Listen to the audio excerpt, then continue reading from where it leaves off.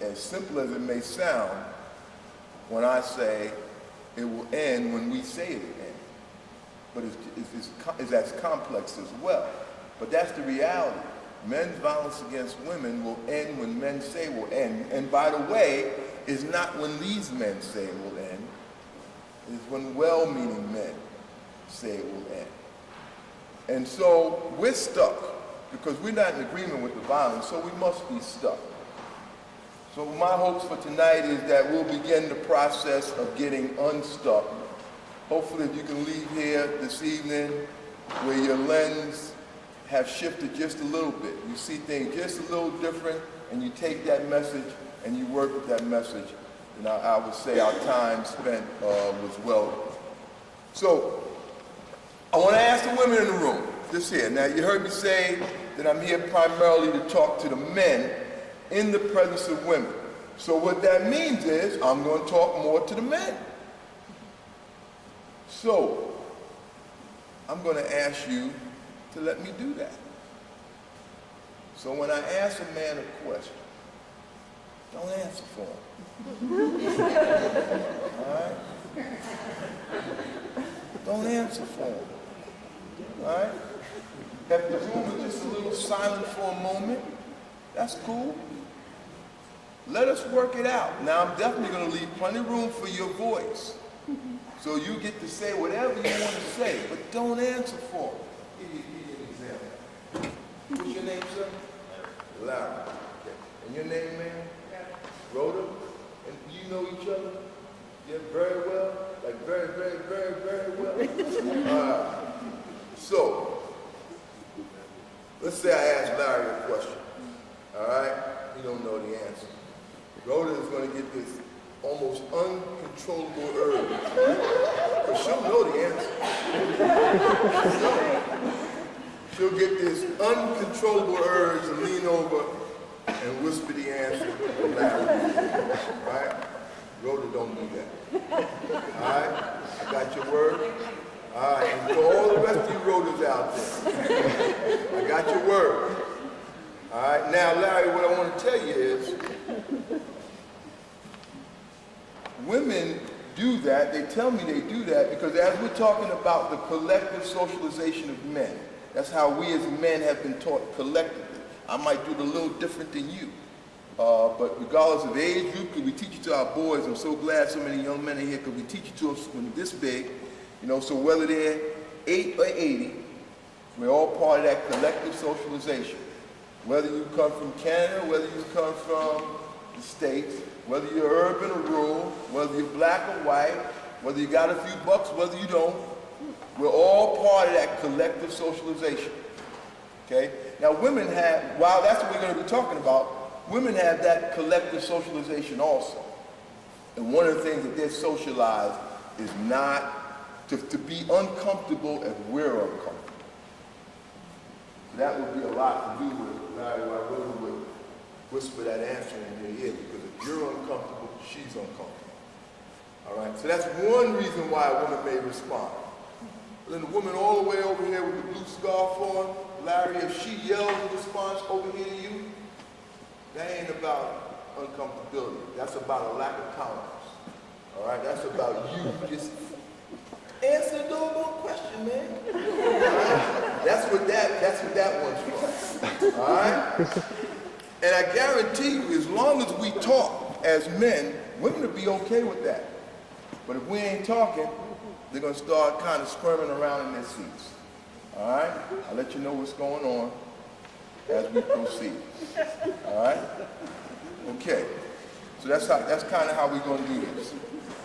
All right. So, with the call of men, you know, we got to appreciate the fact that we have 2 hours with you, but a lot of times we don't have that kind of time. You know, different places we go. And so we believe what we have to do is kind of reach in. I was just sharing this with one of the news reporters, that we have to reach in and what we call grab a man's heart as quick as we can.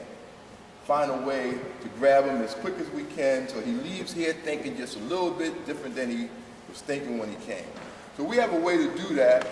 We call it the man box. All right? The man box. the collective socialization of men and what it means to be a man. All right? That's how we want to talk about this thing. So we want to start out with asking the men in the room to help us to, if you can just envision a box, and then we're going to just toss the ingredients in the box of what it means to be a man. Now, what you put in the box does not necessarily mean it's something that you adhere to. Remember, we collectively know how this deal goes down. Now, we got all kind of deals that we made as men. Like, we never sat down and shook hands on nothing, but we all know, all right? So I want to encourage you for the rest of the time we're together, don't be ashamed or hold back from sharing what you might know simply because you might think that means you do that. Nah, it's what we collectively know, okay? So when we talk about this man box, envision a box, help me fill it up with the ingredients that's in the box. So, sir, one thing that would be in that box would be what? When we talk about manhood and what it means to be a man? Being tough and hang out and talk about tools and bikes. Being tough, and what's the rest? Tools and motorcycles. And talking about tools and motorcycles.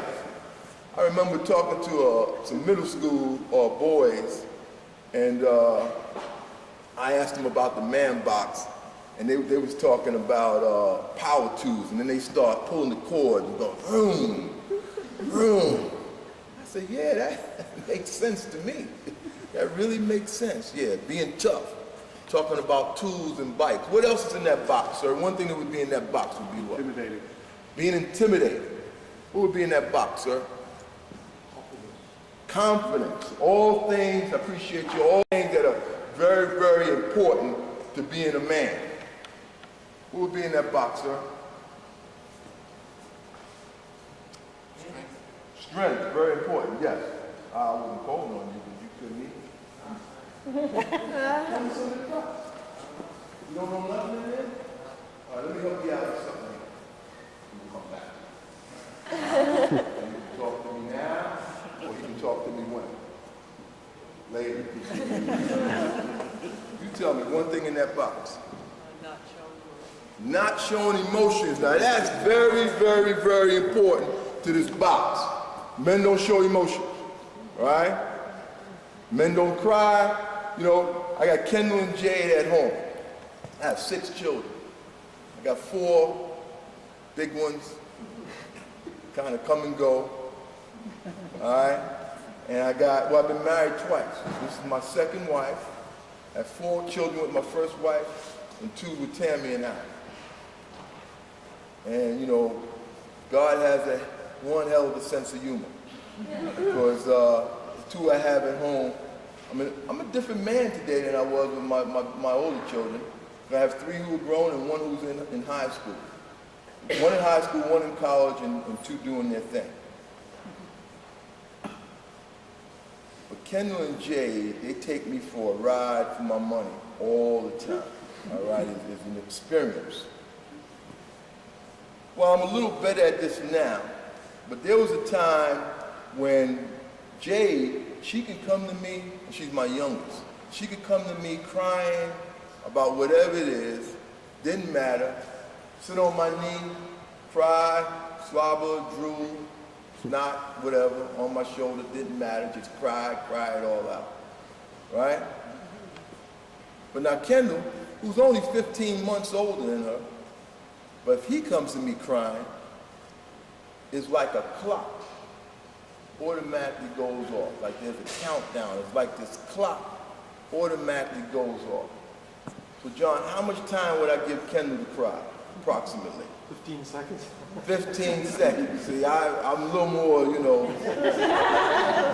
tough, man.